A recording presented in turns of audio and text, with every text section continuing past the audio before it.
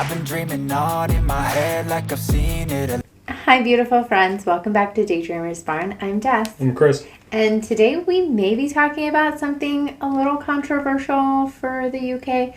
I'm not quite sure. In the United States, herbal medicine is becoming more and more popular because it was something that was, I guess, something that they done before Western medicine came into the picture. So I think it's becoming a little bit more popular in the United States. I'm not quite sure here.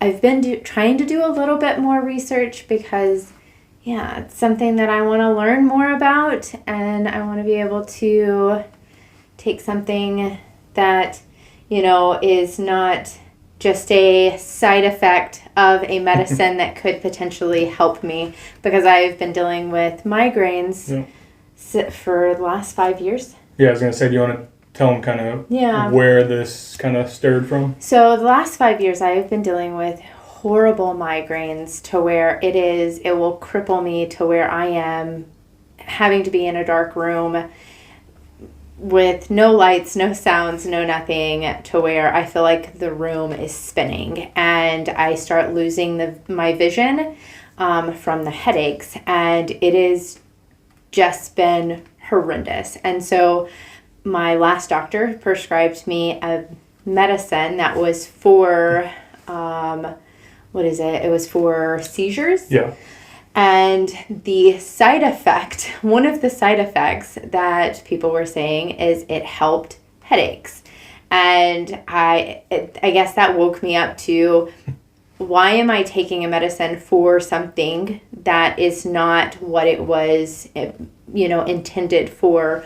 I do not suffer with seizures, and, why am I taking a seizure medication that I may not need to be taking, because the other side effects were worse than headaches.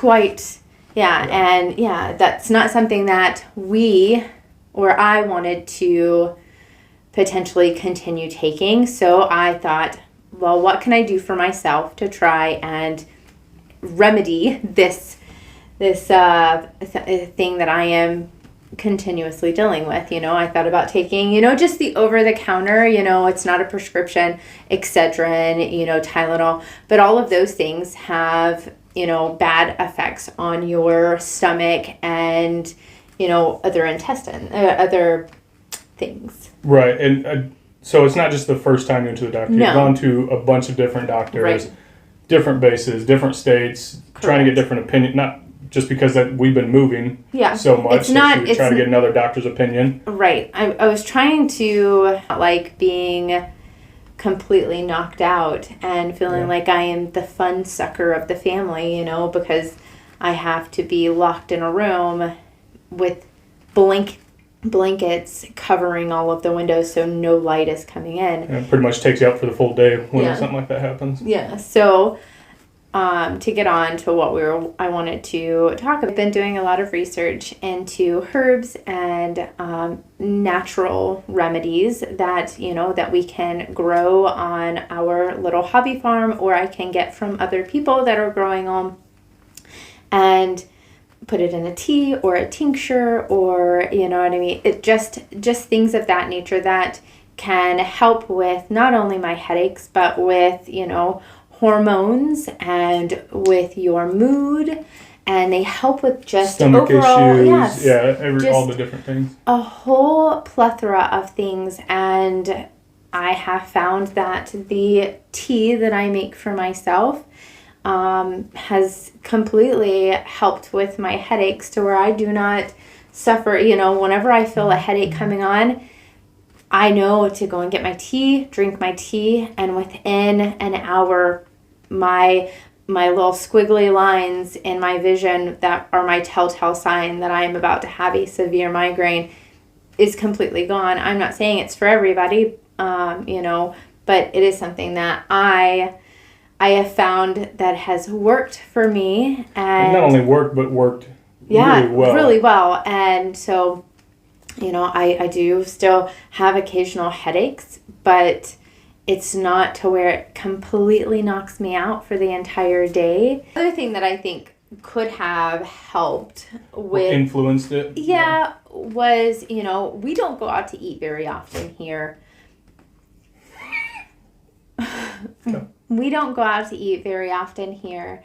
But when we do, it's to a nice sit-down restaurant where I know that they have, picked up produce, picked up good meats, and we do occasionally go to like a fast food restaurant. It's not completely out, but I try, we do try to limit, our going to Starbucks or McDonald's right down the way. Right, because back in the States, it was so everywhere. Easy. It was so easy. You know what I mean? It was just like, okay, let's grab this on the way home. Yeah, Wendy's. Don't have to worry about it. But here, we're out, further by ourselves where there's not a lot of... rural area, which helps on its own to where we're not constantly going by the fast food restaurants on the way home, and it's to where we have to think for ourselves. Yeah, and I cook a lot more at home, and the quality of the food off base too is right. We enjoy being able to pick up the meat from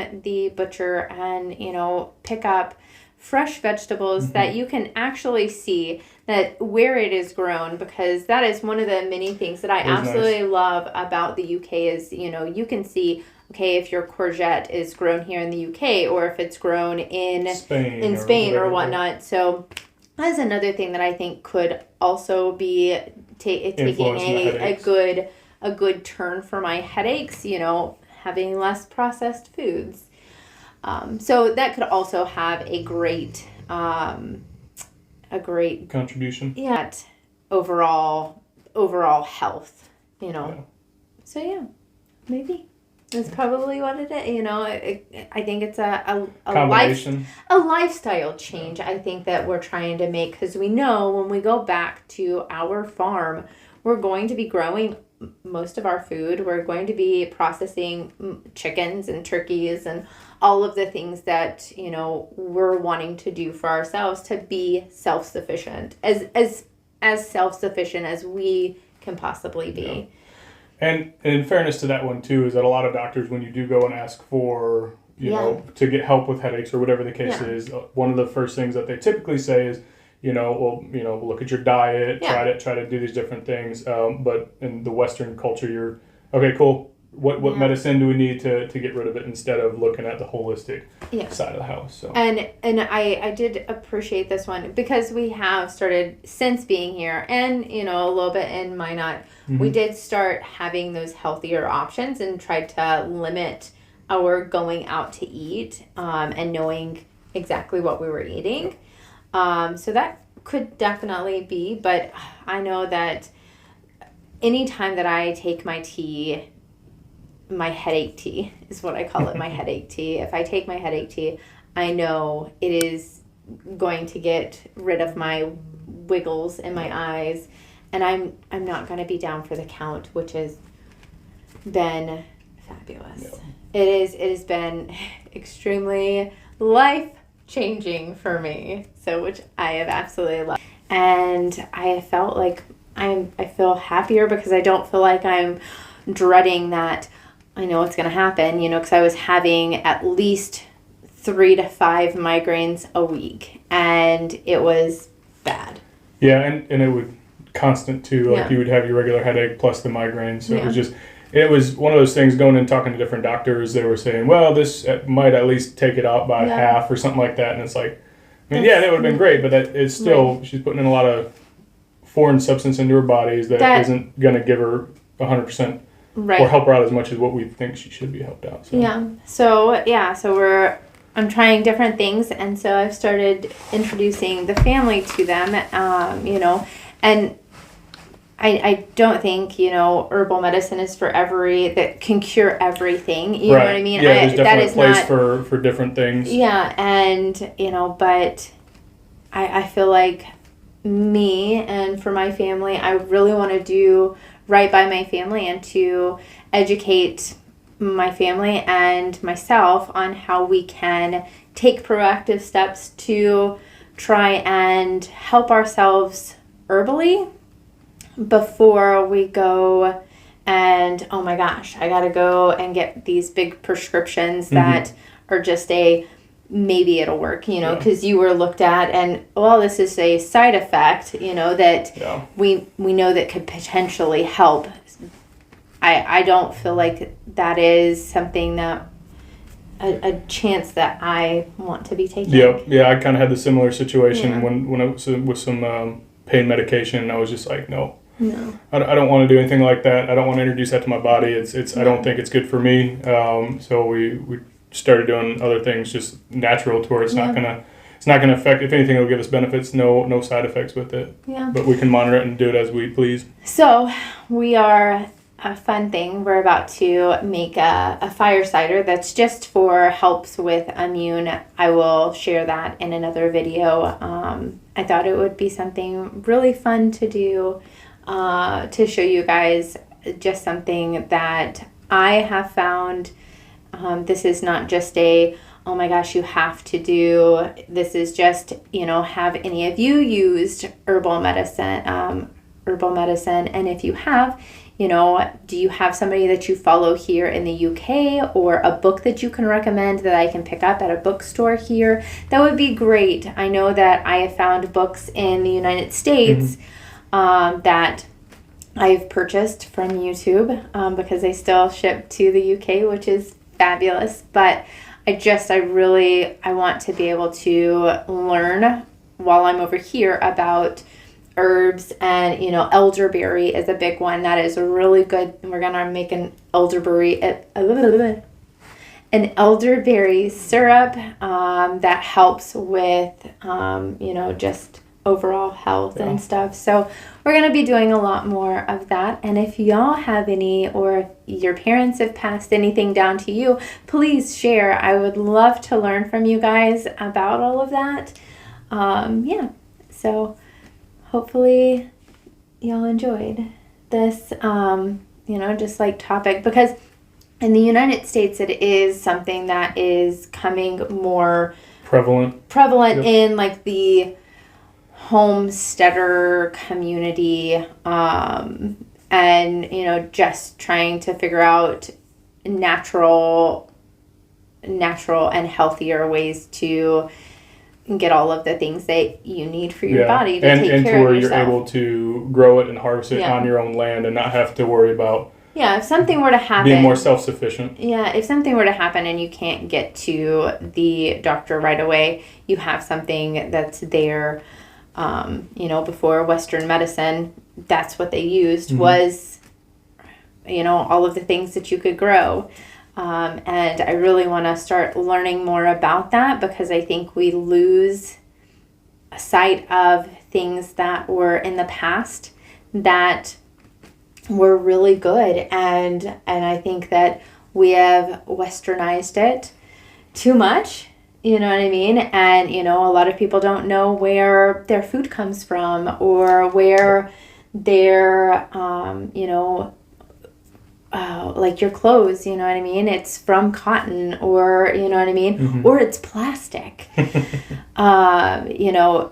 You don't know where everything is coming from, and if it is man-made or if it is grown from our beautiful planet, you know what I mean? And I really want to get back to all of that. Yep.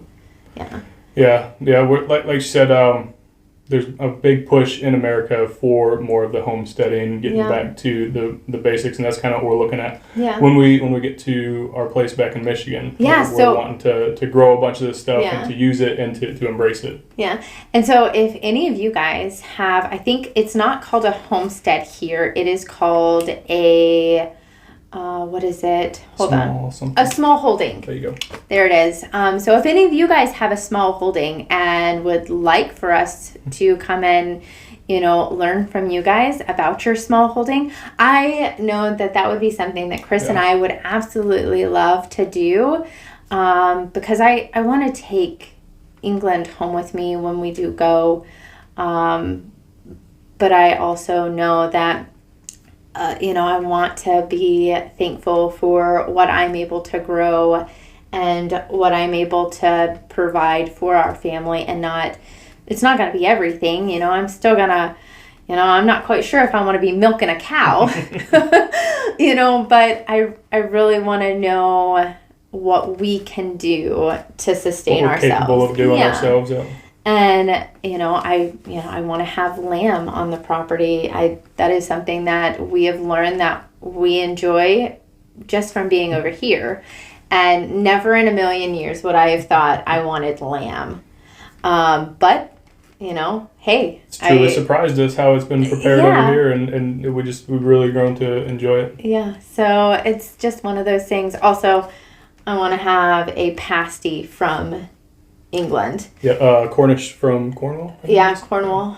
I want to have a Cornish pasty. That is one of the things that is on my to-do list. We need to do before we go back to the Ute. Yeah, so we can say we had like a traditional, real one, because us being from the Upper Peninsula of Michigan, that is what they're known for, because that is where people came from England. Mm-hmm. And they had their pasties, and that is something that is stuck in the Upper Peninsula of Michigan. Yeah, it's not everywhere for sure, but it's definitely, you go to the Ute, you're going to get a pasty if you stay there for a few days. Yeah, so without further ado, guys, we are going to cheers my Pendleton and Coke, as always. And what do you have? It's a Northern Monk. It's their chocolate imperial stout. Oh, it's yummy. It's chocolate fudge brownie. Yes, chocolate fudge brownie. It is so yummy. I absolutely loved it. It is probably scaled it from 1 to 10 for me. It's about a 9 for me. Yeah. Yeah, it's pretty tasty. She likes the nice sweet imperial stout. Yeah. Cheers, guys.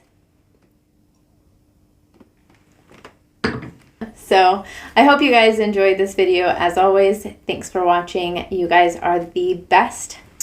Be safe. Make good choices. Bye.